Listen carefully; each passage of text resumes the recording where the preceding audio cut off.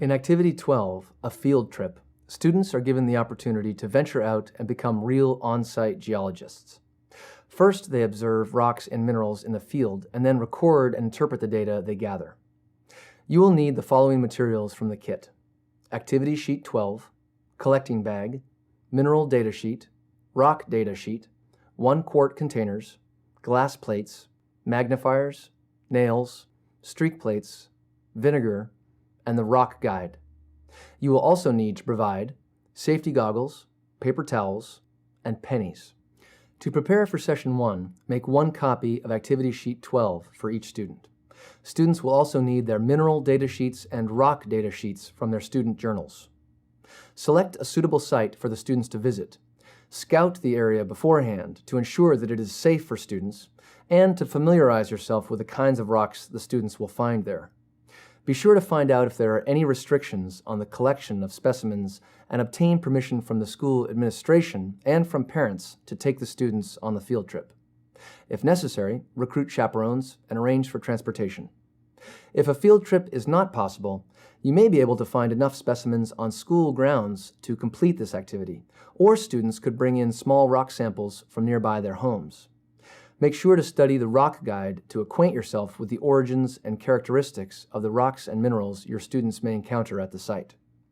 Then, place materials needed for testing the rock and mineral samples in the storage containers.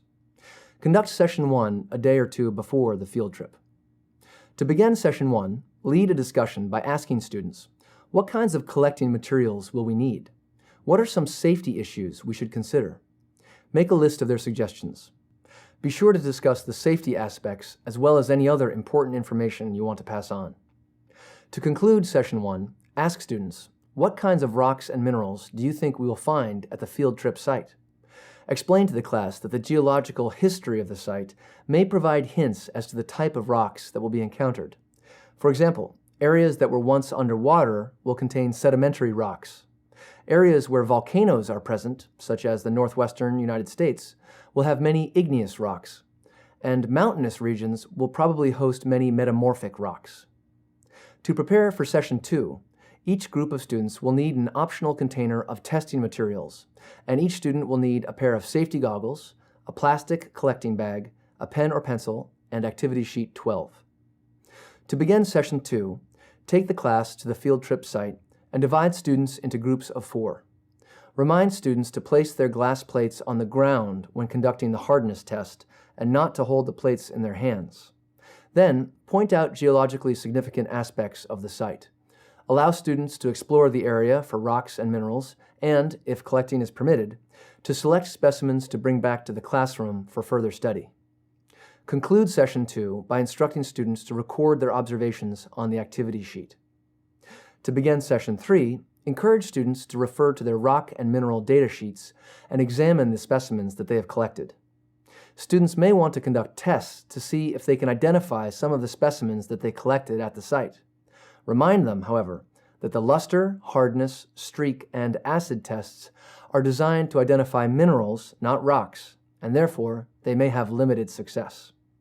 Lead students in a discussion of their observations. Ask questions such as, how many different kinds of rocks did you find? What were the origins of your rock samples? Were you able to identify any minerals in your rocks? Did you find any rocks made by humans? Did you find any fossils? Encourage students to apply what they have learned about classifying rocks when answering. Inform students that an indigenous object occurs naturally in the place where it is found. Ask students, which samples do you think were indigenous to the area where they were found? Remind the class of the geological history of the site and the characteristics of the areas in which indigenous sedimentary, igneous, and metamorphic rocks are found. Explain that if you lived in Louisiana at the mouth of the Mississippi River, which is likely to have sedimentary rocks, and you found pumice or lava rocks while digging in your garden, you could probably assume that the rock was mined in a volcanic area, transported by truck to your area, and for whatever reason, deposited in your yard. However, if you lived in Hawaii, an island known for its active volcanoes, and you found pumice or lava rock in your garden, you could safely assume that the rock was indigenous to that area. Finally, have the students make a display of the mineral and rock samples they collected, These samples can be arranged according to origin: igneous, sedimentary, and metamorphic.